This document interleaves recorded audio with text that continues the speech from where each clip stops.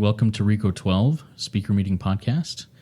Before we get started, I just want to give you a heads up. There is a little bit of background noise that is referenced later in this presentation by Naiika. Her house is under construction right now, and there was a lot of background noise. So don't let the sound quality deter you from listening to this powerful and amazing message by Naiika. All right, let's get into it. My name is Justin, and I'm an addict. And thanks to my God, the steps, and the fellowship of other addicts, I'm sober one day at a time since June 19th, 2015. And for that, I am beyond grateful.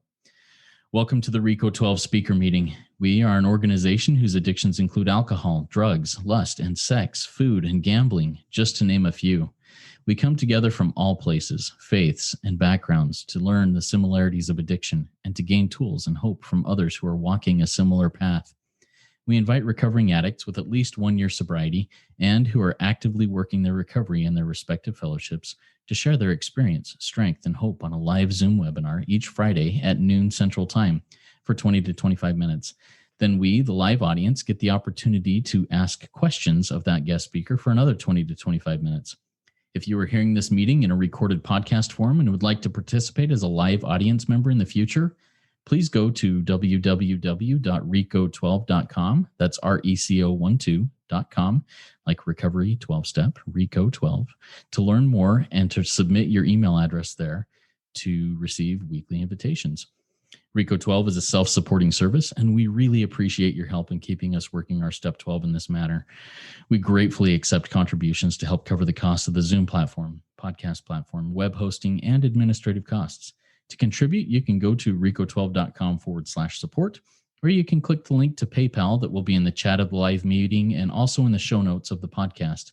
When you contribute, please specify the meeting number. This is meeting number 52. Last week's meeting was with Arlena A., and she had a great talk on living in sobriety and making sober friends, new sober friends. If you missed hearing that very powerful meeting or any other meeting we have done, you can listen to them in podcast form by searching for RICO 12 Speaker Meeting Podcast on virtually any podcast platform that you use. Or you can go to the RICO 12 website and find it under the link podcast. I have a quick favor for you. If you're listening to this on your podcast platform, please hit pause right now and go and rate and review RICO 12. It really helps get this message out to more addicts who suffer and who want diverse speakers about their own experience, strength, and hope. One more word about our speakers before we introduce today's speaker. When we line up a speaker for a meeting, we ask them to seek guidance on what and how to present so that they can reflect the light they've been given by their higher power. That light will inspire hope, meaning, worth, and growth in us, the listening audience. Now, let's introduce our guest speaker for today, Naiika, who will be speaking to us on her experience as a multidisciplinary addict. Now, Naiika, as I just said, is a multidisciplinary addict in New York.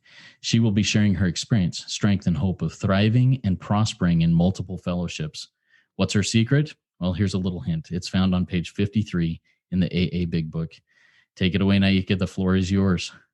Thank you, Justin. Privileged to be here. Hello, family. Those of you that I know, those of you I don't know yet, and just my family that I'm connected to through being a part of this 12-step community, this community that I'm so freaking grateful for. It saved my life. It's changed my world. Prior to coming into these rooms, I had no idea how to navigate my life on a day-to-day basis. I just lived in crippling fear. So it's a privilege actually to be asked to speak. And wherever God calls me, I want to be, because I trust that I'm called to be of maximum helpfulness. So I hope something that I share will be useful. That's the intention, to give tons of resources for how I work my program. I guess just to speak a little bit about me, multidisciplinary addict was like something that came to me in a meeting. It was an inspired thought, because I enter a lot of rooms and I'm like, how the heck do I qualify myself? Like, what do I say that I am? Like, whatever. And I've been in a lot of rooms because I'm compulsive. That is just, I'm compulsive by nature, and I will use anything, anyone, anything to help me to feel okay with myself. And I've used men, I've used money, I've used status, I've used food, I've used I've snorted something before. I don't even know what it was. So I'm like, CA, I totally hang out in those open meetings. That's like one of my favorite fellowships. And yeah, Debtors Anonymous. That's pretty much my primary, that one, and SLAW, Sex and Love Addicts Anonymous. Change my world. Who was I before coming into these rooms? I was a fearful person.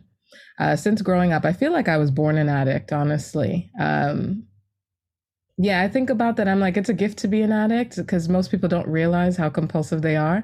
But like since childhood, I have been compulsive. My parents were my HP, you know, everything that I needed that I was called to receive, I would ask for and request from them. So I feel like it's kind of natural to learn to rely and seek others out for sustenance and resources. However, that part where I'm supposed to grow out of it, I'd be like, you know, I'm a person. I can do it. I have the confidence to do that. That transition did not happen until recovery. Like, no clue how much I was like just sucking the energy and the life out of the spaces that I occupied. Yeah, and as a kid, I do have the experience. I will let people know because I'm quite comfortable with it now. I had the experience of childhood molestation. I was molested by a very close relative in my family. And through the work of this program, I've been able to forgive that person in a daily practice, be able to be a part of my family, to love him, to love others, to be close to others, when for years I would just live in fear of people. I would be scared of people and I would use food to comfort. I would use status. I would use academic excellence to hide the fact that I was scared of someone taking advantage of me. And the big book, which is what I work through, has taught me that I'm not the result of what happened to me as a child. I'm the result of the way that my brain has responded to the things that happened to me as a child. So I don't use it as something to like pity myself over, but it has a lot of power in recovery. My recovery means a lot to a lot of people that have gone through the experience that I have.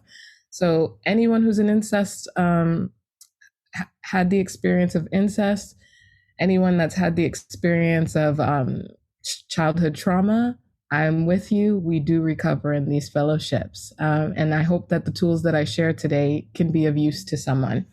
So let's fast forward, because my main thing for years, I was like, yeah, I would say my first thing that I started like acting out with was food, you know, after that experience.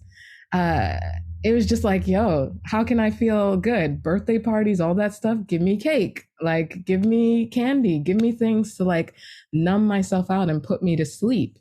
And then I remember in high school, I got to the point, and I always had fantasy, like as a part of my addiction. In high school, when the hormones started going, I was like, boys, wow, look at them. Look at them. I'd go to the movies and like watch films and fall in love with like the people on screen, those actors. And I'd be like, one day I'm going to have that guy. One day I'm going to have a guy like that. Or, you know, save clips of magazines and stuff. I was totally scared to interact with them in person, but completely comfortable like living in my fantasy world of what a perfect dude would be like. And yeah, that mental obsession, it bothered me even then. It actually, in fact, impacted my schoolwork. I could barely focus. I would like write my first name with someone else's last name and just stare at them in class and not get any work done. So this addiction, my sex and love addiction, that's been with me for a hot minute. And then, yeah, in my 20s, in my early 20s, I got my first boyfriend. And yeah, that was like, I feel like the most potent drug is another human being, honestly. Nothing prior to that validated me like another person telling me, you're amazing, I like you, whatever. Like I lived off of that. The only thing that was the issue was that it didn't last. You know, that experience of being comforted by that didn't last. When I would first meet the guy, I'd be like, oh, you like me? Oh, you really see me? And then after a while, when they would hang out with me for more than like a month or a couple of months, I'd be like, why are you still here? I know there's something wrong with me, so there must be something wrong with you. Like, and then I would turn into this like obsessed, distrustful, bitter, fearful person in relationship. And I did that primarily with 2 dudes over the course of 10 years. And then I came into fellowship after a breakup. I would say that's what me losing my apartment, me losing jobs, me being broke, me having poor relationships with my family, none of that brought me into recovery. But when my when my lover was like, we're not going to be together anymore, I wanted to like die. I didn't know what I was going to do with myself. But the solution for me was to get money. I wanted to, like, I wasn't thinking about, let me come into Sex and Love Addicts Anonymous. I was like, let me go into Debtors Anonymous. Let me get my money right so that everyone who's ever thought poorly of me will know I'm successful. And F you and what you thought of me, and that's going to make me feel good. And I came into Debtors Anonymous January 2018. That was my first fellowship. I was not trying to work the steps. I was not trying to be known. And for me, what I'm learning in recovery is that the 2 pillars of recovery for me, really building a relationship with God, entity, whatever. If you have a hard time with the word God, I'm going to keep using God because I've learned that people pleasing is a defect. But grow or die, gift of desperation. Those are 2 acronyms that, you know, a lot of people use if they're uncomfortable with the word God. But for me, the pillars are building a relationship with God and being of service to other people without the expectation of reciprocity, learning to hold space for others without thinking of myself. My first 6 months of DA, wasn't thinking about that. I was thinking all about Naiika. Let me take these tools. Let me learn how to be a superstar. I'm an artist. I've been an artist since birth. Guess what? My childhood really helped me because as a kid, I learned to, I heard some fellows say that the first lie they ever told was, I'm fine.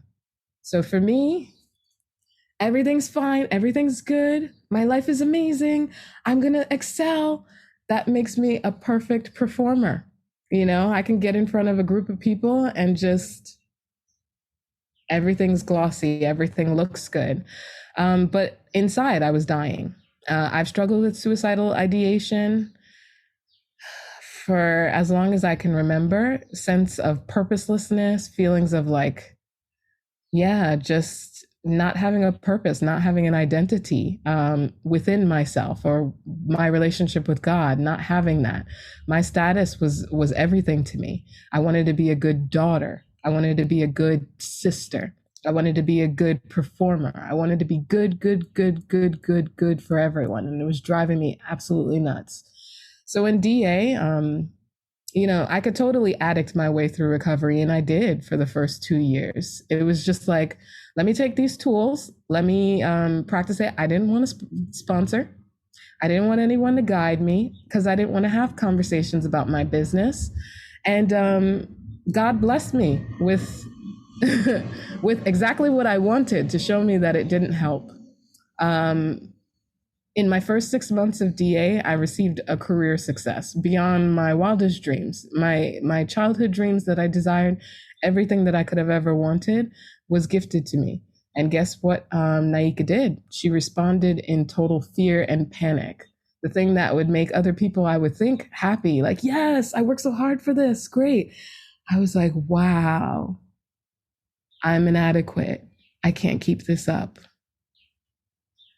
I can't face this. I can't do this. And I was raised with religion. I'm grateful for, you know, my path to building a relationship with God. I was raised Catholic.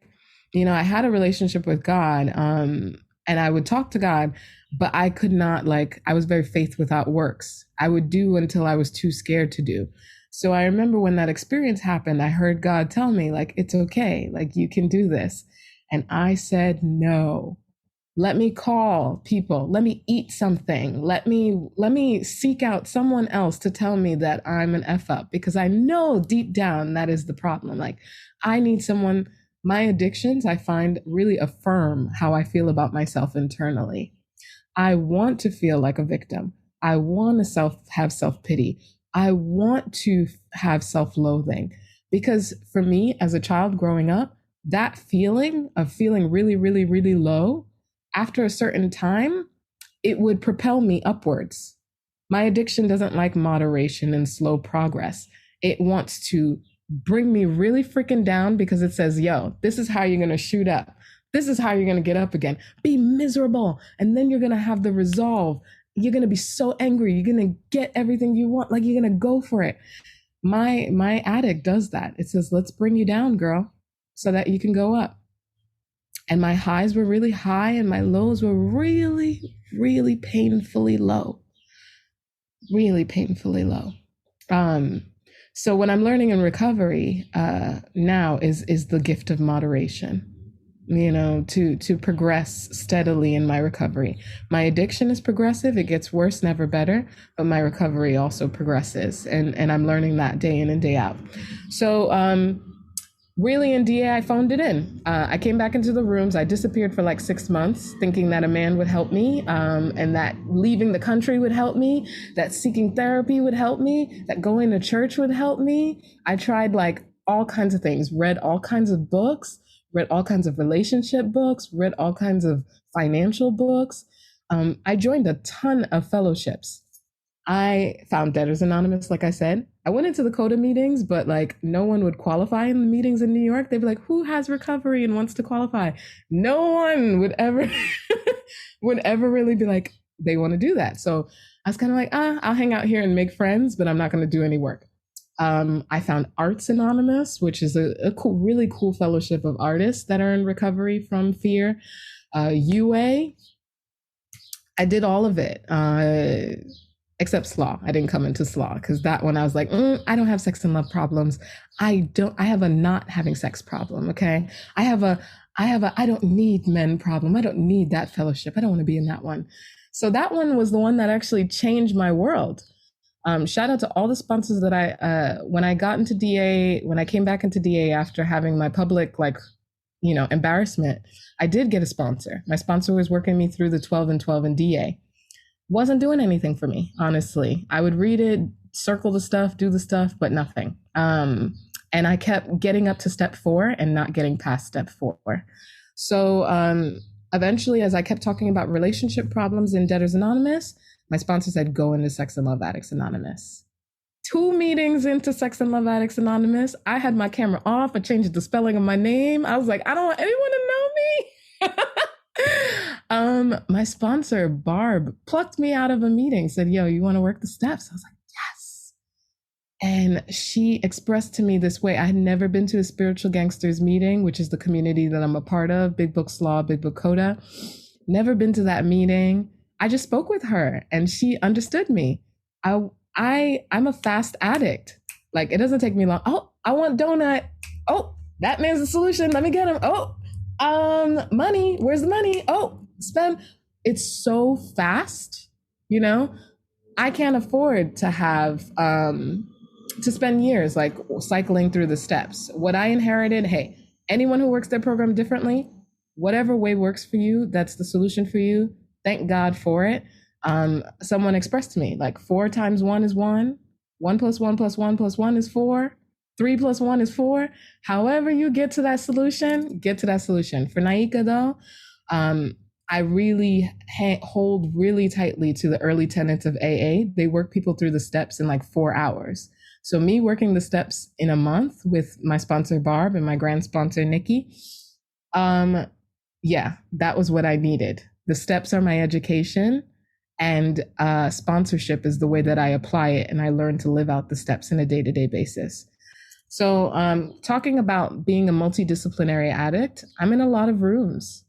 And I want to send a special thank you to the newcomer that I spoke to last night, who basically relayed to me everything that I wanted to relay here.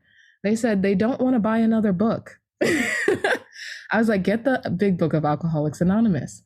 That is the first fellowship. It focuses on spiritual recovery. It it's applicable to all 12-step fellowships. So any book like that you could possibly have in recovery, the AA Big Book, I highly, highly recommend. The other thing that she had mentioned to me was she doesn't want to join another program. Hey, that's cool. I totally get it. Naiika's in 5 fellowships, wasn't working the steps in hardly any of them until I started working it in Debtors Anonymous and SLAW. The steps are the steps.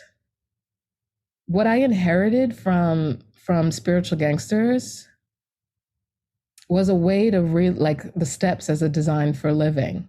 I don't have a God for my sex and love life only, and then that God, I have to go find a new God for my money problems, and I have to find another God for food, and I have to, no, 12 steps, that's my path. Same God that's relieving me of the bondage of self in my food life, in my love life, money life, same God, all the same steps.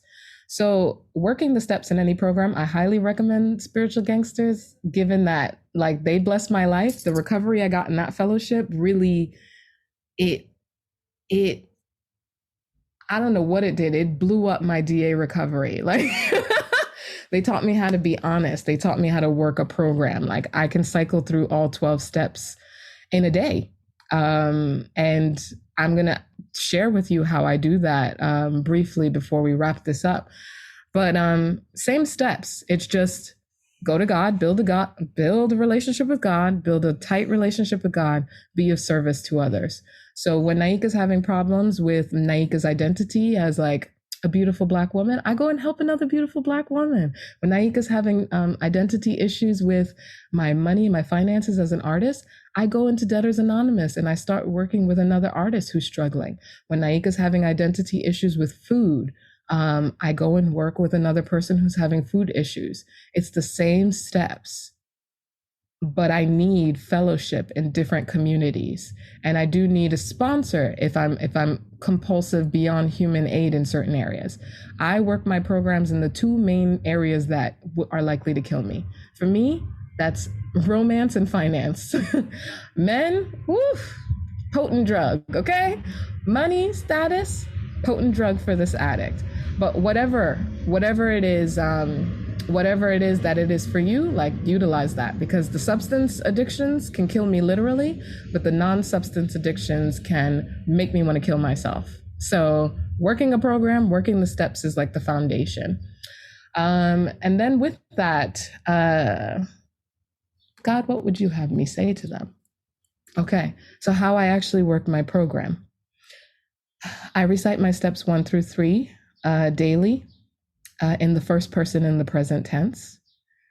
I start my day with this. When I don't start my day, nothing's perfect. Like page 117 of the Big Book tells me I'm going to make mistakes. I mentally relapse before I do anything external, and I'm without defense against my first thought. So stop beating myself up, Naiika, for having a thought. Stop beating myself up for wanting the donut. Stop beating myself up for wanting a man to comfort me and help me to navigate my life. But I do admit that I'm powerless over it, whatever it is for that day. I turn my steps into a prayer, and I make it personal so that it's not a template that I'm just reciting empty, like an empty, prayer. For right now, I'll tell you what that would mean for me right now. God, I admit I'm powerless over my desire to give the perfect qualification. My life is completely unmanageable. My thought is unmanageable without you. I'm coming to believe that you, God, a power greater than me, can restore me to sanity. You can restore me to right action. You can restore me to wisdom, right thinking. You can restore me to maximum helpfulness. I make the decision right now to turn my will, my crappy thinking, God, and my life, my actions over to your loving care. And then I'll recite the 3rd step prayer. God, I offer myself to thee, to build with me and to do with me as thou wilt. Relieve me of the bondage of self. Relieve me of the bondage of fear. Relieve me of the bondage of worrying about whether or not, the construction going on my house right now can be heard on this podcast, so that I may better live thy will. Take away any and all difficulties, emotional, spiritual, financial, intellectual, circumstantial, that victory over every single one, God, may bear witness to those I would help of thy power, thy love, and thy way of life. May I do, be, live your will always. And then I ask for God's will. And I hear just now, as I'm asking, God, what's your will? Keep going, my girl. That's what I hear. And then with the fourth step has changed my world. The fourth step, I can't afford resentment. Resentment, wow. Resentment does kill. And I'll tell you, resentment is especially lethal when my outer world actually looks good. When my inner world feels like crap and my outer world feels like crap, I'm actually in alignment. In recovery, I kind of have a hope. It's like, okay, I have a hope and I'm looking for tangible things. I would love to come on a podcast and say, I'm married with 5 kids. I have $1 million home. I have a 3-car garage. Whatever. I eat perfectly. I exercise every day. That is not Naiika. And I don't have all of those cash and prizes, and it's okay. Like, God has gifted. Now my cash and prize is to live a humble existence, is to actually enjoy what I have. So with the fourth step, resentment, I've used that for everything. Fourth step is not something I graduate from. Fourth step is something that I do pretty much every other day, especially if a 10th step doesn't take care of it. 10th step is brushing my teeth. Fourth step is a deep cleaning. Because anything that I think is the problem with me is a lie. Like, I'll tell you, it's because this person said this to me, whatever. But when I navigate my fourth step and I really look at the defects, I realize it's my self-seeking that's killing me right now. It's my fear of impressing, of rejection that's killing me right now. It's my desire to feel better than others, my pridefulness, my greed, my lust. That is what I need to actually navigate with God, because I'm not in control of other people. If other people changing is my solution, I have to have my whole world change consistently to whatever it is that I need to them to be in order for me to feel okay. But the big book tells me I can get well regardless of anyone, anything, any place. So it really comes from a place of me honoring what's going on within me. Fourth step helps me get to that. Fourth step over this past year, social injustice, racial injustice. I fourth stepped, my ex and I breaking up. I fourth step financial insecurity. I fourth step my sponsees sometimes because I'm like, I want to see you feel like this, and it's like, no, Naiika, do that fourth step. And with that, it just helps me to see the truth of life. Fifth step is important. I have to share it with someone. I won't go to my sponsor every other day because, Barb, I love you. You don't want to hear from me all the time like that. And even my sponsor and DA doesn't want to hear from me all the time like that. But I will speak to someone who works programs similarly to me, because airing it out and speaking out my truth helps to set me free. 6 and 7 in the big book is like, a paragraph? So I don't really I take the steps seriously because I could die if I don't. I will go into suicidal ideation really fast if I don't. But me giving up my defects and noticing how bad they are, whatever, is not something I have to spend years looking over. Give it up. It's going to come back. It's like the mail. The mail comes every freaking day. I get angry every day. I get fearful every day. But me, I want to have the mailman come in and have lunch with me and stay the whole day. No, my emotions are there. I take it to my fourth step. I see the truth of it. I give it up to God in 6 and 7. 8 and 9 is the weakest part of my program. I hate saying sorry. I'm sorry. But I've learned there's a lot of freedom in it. And I've learned through sponsoring to apologize. I say something to my sponsee. Hey, I didn't pray before I said it. I'm sorry. 10, daily brushing of the teeth. So I can learn to live the steps on a daily basis. 11, conscious contact. I honestly feel like that's such a gem. That's one of my favorite steps. I feel like the 11th step affirms everything that we've been doing up until that point to let you know that you're ready to carry the message in the 12th step. 11th step is conscious contact, but I've already been praying my 3rd step prayer if I'm working the program. I've already been saying my 7th step prayer. I've already been working that in. So the 11th step is telling me, girl, you did it. Come on, you can carry the message. Go ahead. And with the 12th step, that is powerful. How can I learn intimacy? By connecting with someone else one-on-one. connecting with you, Justin, connecting with my sponsees, connecting with my sponsor. Like the way that I treat my sponsor was very indicative of my addiction. Sponsors I had before, I'd be like, oh, I don't need you anymore. I'm not going to reach out to you. What Spiritual Gangsters has taught me, I went back and I said thank you to every sponsor I had before my slaw sponsor and before my latest DA sponsor.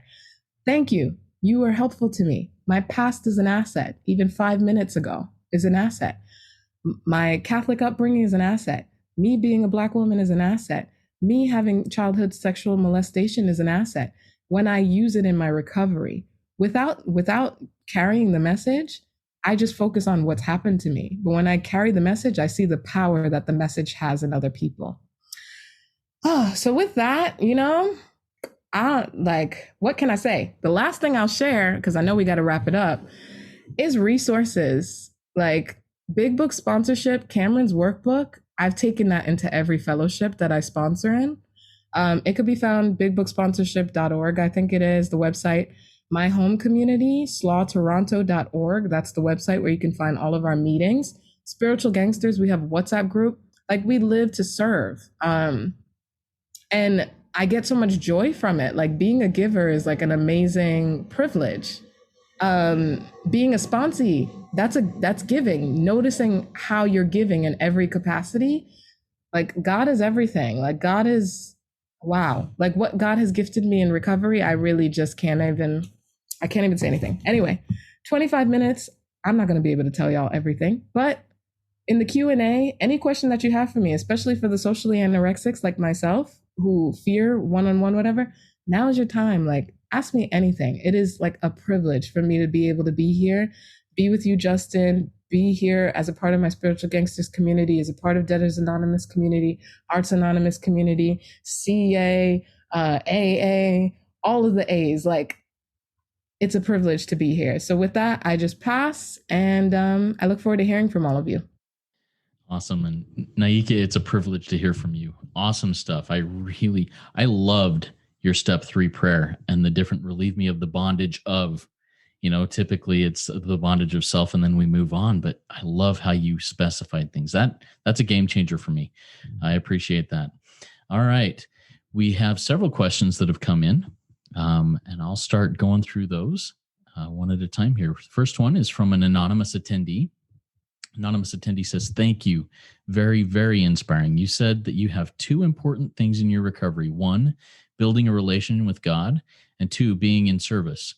And it's true for me too, but my God is omnipotent and doesn't need me at all. So my question is, quote, the more I build a relationship with God, the less I see my service being valuable because God doesn't need me to help him to help someone else. So I'm stuck in this.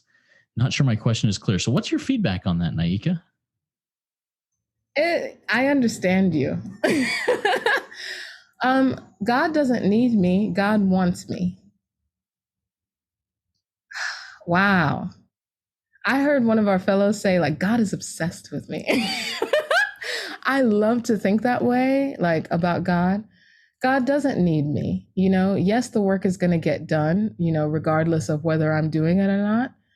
But what an amazing privilege it is to do God's work. So much. Wow. So much. Like everyone is different. Everyone's unique. Everyone has their special gifts. Yet we're not terminally unique. Like the work will get done regardless of whether Naiika is doing something or not. But there are things very unique to my experience of the way that my personality has come together and my experiences have come together that has helped to be of service, I believe, to God in fellowship. Like, I could just mention a couple of examples, and I can mention examples of other fellows too. We have a prison ministry in Spiritual Gangsters. Who could think of that except for a person that God delivered that message to? Naiika wasn't thinking about having a prison ministry. I wasn't thinking about that, but for me, God has gifted me, just like with Bill and Bob, they're doing that work. And their fellowship, I don't know if they conceived of it being a global thing and impacting as many millions of people that it's impacted. But whatever God is calling me to do, I trust that it's purpose. It is helpful to me to be in relationship with God. I don't know I trust is helpful to God for God to be in relationship with me, but God's always in relationship with me. Yeah, when I feel far away, I think it's just an illusion. I'm learning in recovery. God is always with me. So, yeah, God doesn't need me, but God wants me. And I believe that that's the case for you as well. I trust that that's the case. That's my belief. Awesome. I love that. Thank you for sharing that response. That's another eye opener for me. All right. Next question is from a different Justin. This isn't me, Justin. This is a different Justin in our audience. He says, Naiika, thank you for sharing your story. I love your statement that another human being is the most powerful substance. That has been true for me. How do you work your steps, and what does your surrender look like when you find yourself seeking out the validation of another person? Ooh, that's good. That's really good. It happens. I'll tell you about the last time that it happened. Yeah, my mind goes nuts sometimes. And for me, nuts is the acronym, not using the steps. Like I said, my two primary addictions are men and money. And I got lonely at a time, and I have a friend of 10 plus years. He's a great guy, he's great, attractive, nice family, spiritual, all these things, right? Naiika goes, oh, I just want to call him. I heard God say, you don't just want to call him, you bored. And I was like, yeah, I want to call him. So I did end up calling him. And I do take God into my conversations. And I was just like, God, I feel like I like him. And I heard God tell me, God was like, you're going to think about this for a long time. I talk to God like a friend, like God is my best friend. And I did end up telling that friend, because it would just live in my head, that whole fantasy, bursting it. Like, I think page 559 of the big book talks about bursting fantasy, like living in reality. I'm having these feelings. It's a fantasy and illusion whether or not that other person thinks the way that I think that they think. So God burst that bubble for me by saying, hey, why don't you tell them that you like them? But also tell them that you don't actually know if you like them from a romantic place. And I ended up telling that to my friend. I said, I do feel like I'm attracted to you at times, like you're a beautiful person and I want to support God's will in your life, but I don't feel like I'm called to pour into you like romantically. I feel like I might be like a little lonely right now. And my friend was like, thank you so much for sharing that. On and off over the years, I've had that feeling towards you. And I don't know. And I was like, I don't know either. But guess what? Naiika's brain stopped thinking about him so daggone much. And when it comes to my, another way that happens to me too is like with career. Fourth stepping, it really helps me. Career, I'm constantly thinking, like every day, if I don't do my program, and even with doing my program, I still think like this. You want to be successful. You want to be successful. Be successful today. Get everything today. Get there. Do it. My brain just is like, come on, run 26 miles in one day, even though you haven't run a mile yet. It either wants to do that or it wants to be like, you know what? You can't run a mile. Shut up, go lay down somewhere, don't do anything. But moderation, it's like, oh, my brain wants to be successful. Okay, I hear you, addict. I hear you. Let's do a fourth step on that. What's really there? And I've learned through doing fourth steps, especially on my career blunder or embarrassing history that I have that I now know is an asset in my recovery. I learned, oh, I have a fear of XYZ. I have a fear of letting my family down. I have a fear of letting my community down. And when I have that and I navigate that and I share that with someone, they give me tools as to how I can live in the spiritual principles. So the opposite of fear is faith and courage. The opposite of self-seeking, which is what Naiika is doing, is being helpful to others. And in my career life, the big book also says, if you're feeling shaky, work with another alcoholic. If I'm feeling shaky, I work wherever I'm feeling shaky. So for me, that's translated into in Debtors Anonymous and Under Earners Anonymous. God gave me the inspired thought to create a WhatsApp group specifically for musicians. And now, like, it was just me thinking like this. Now I see like 140 other people that I can pour into and they could pour into me on a day in and day out basis. So I hope that's helpful. I do a fourth step. I do a fifth step. I pretty much, when I do four, I run through 4 through 7. So I'll do the inventory. I'll talk to my sponsor or someone else who works program like me. And then I give up my defects. In 6 and 7, I say the 7-step prayer. Very good. I really appreciate that. I've got a question for you. So you shared, and thank you very much for being vulnerable of sharing about childhood molestation, and that you had been able to forgive that person through working your steps. That's a really hard thing for some people to do, for a lot of people to do. Um, how did you go about doing that? How did you go about, and as you said here, turning that experience into an asset in your life and helping and serving others? Yeah, thank you for that. This is near and dear to my heart because for many years I lived in like self-imposed prison as a result of what I thought that meant for me. And God, what would you like me to share? Um, yeah. So for me, I will admit, with my childhood experiences, anytime I experienced any kind of sexual pleasure, I thought that that was meaning that I liked and enjoyed my childhood experience. So I had shame with sex, that I had, like I couldn't feel comfortable enjoying that activity. I wanted to be separate from it, right?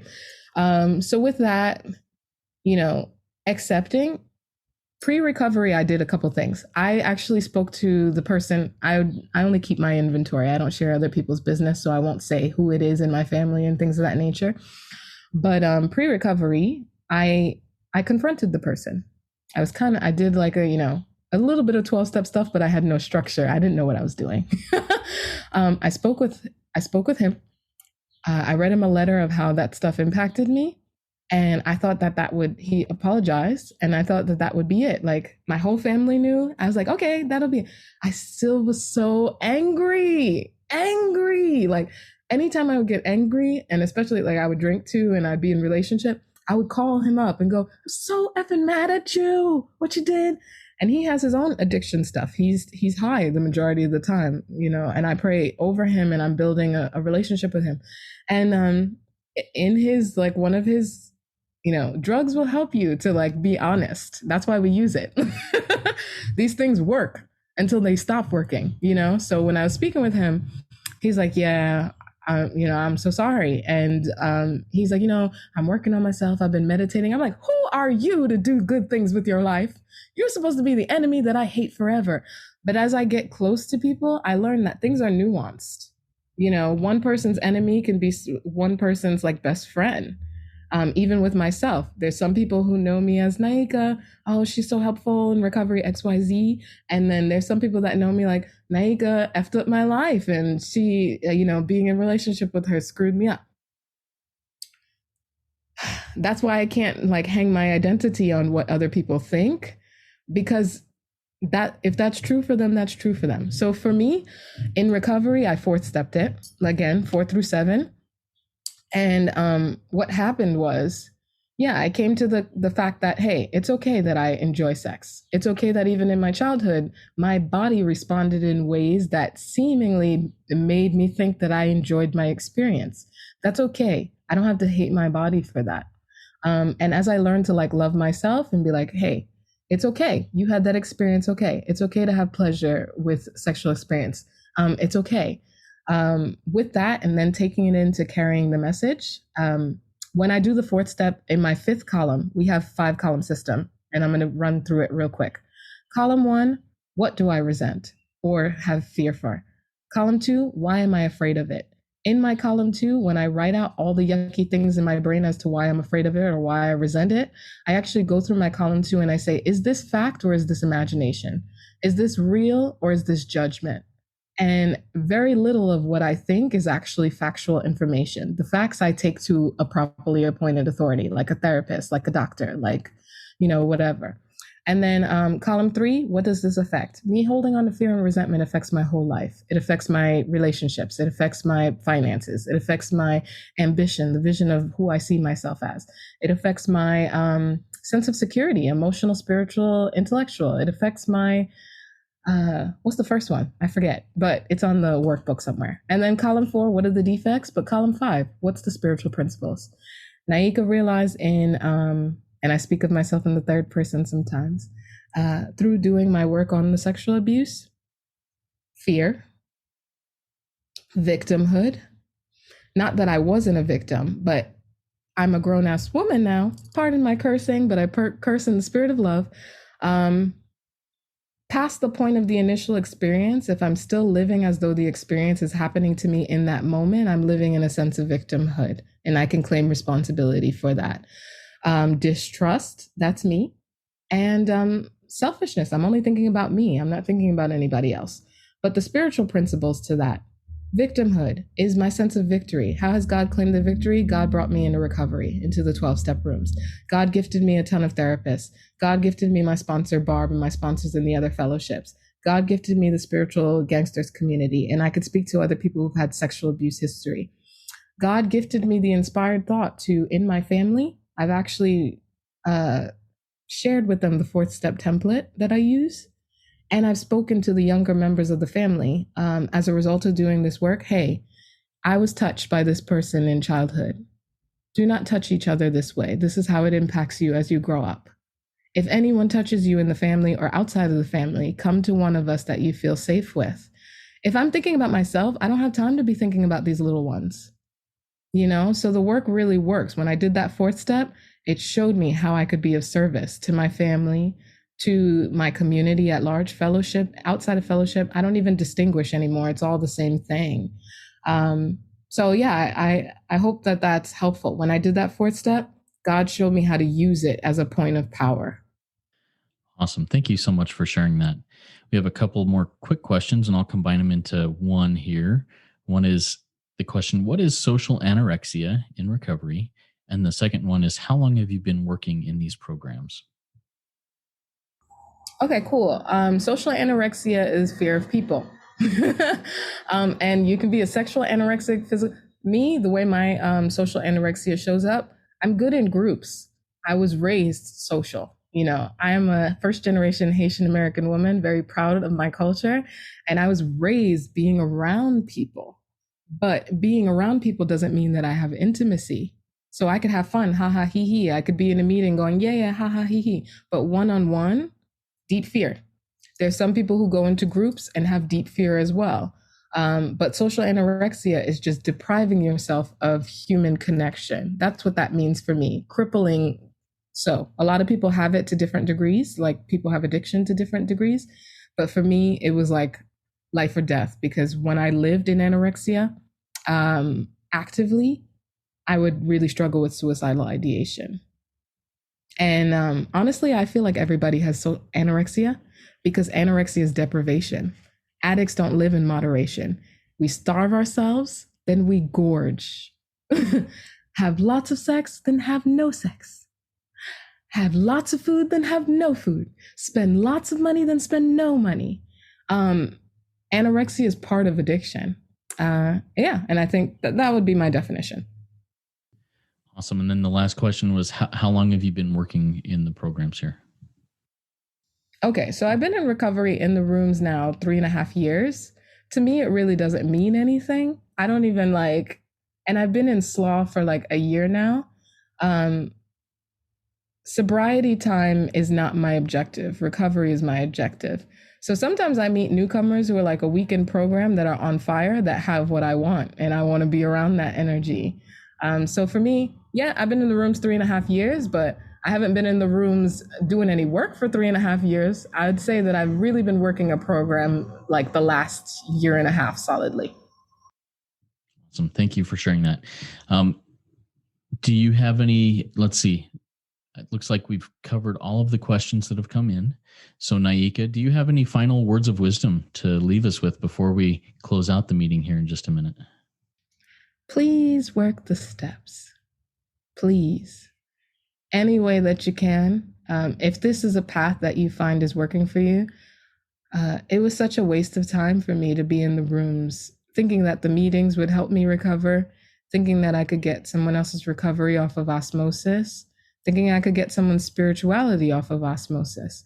I had to do my own work. And for someone who did not inherit a structure to navigate my life, like I said, I really feel deeply privileged to have the steps in my life. I did not learn this way in my childhood. I didn't learn this way in my schooling. It wasn't inherited by my family. It wasn't passed down that way.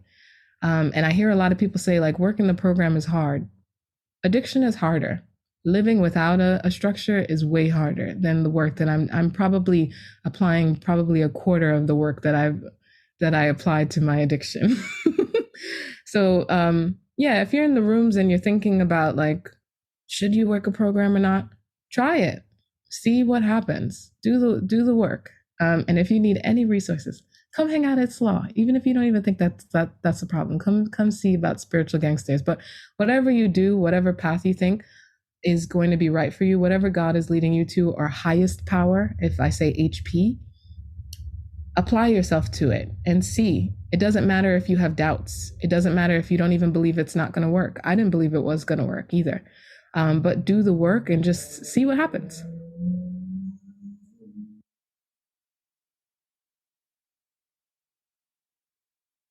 Naiika, this was a home run of a meeting. Thank you so much. This was a great RICO 12 speaker meeting for all addicts and those wanting to learn more about addiction and the recovery therefrom.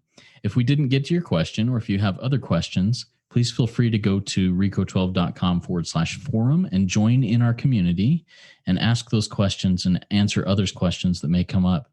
I invite the audience to come back next week. If you've not yet gone to rico12.com and submitted your email address to get on the weekly invitation list, please go do so. And come join us next week. In fact, next week's speaker meeting will be following up on one of Naiika's closing remarks and her words of wisdom. Brock will be our speaker, and his topic will be addiction is hard. So is sobriety. Our higher power makes it doable. It's going to be a really cool one, and Brock has a lot of energy. It's going to be really good. All right, now let's launch off into the rest of our day with the Step 7 prayer that Naiika suggested and will be given. All right. So would you like to say it with me, Justin? Yeah, I'd be honored to. Go ahead and lead off. My Creator, I am now willing that you should have all of me, good and bad. I pray that you now remove from me every single defect of character which stands in the way of my usefulness to you and my fellows. Grant me strength as I go out from here to do your bidding. Amen. Naiika, that was awesome. Everybody keep coming back. It works if you work it, so work it. You are worth it.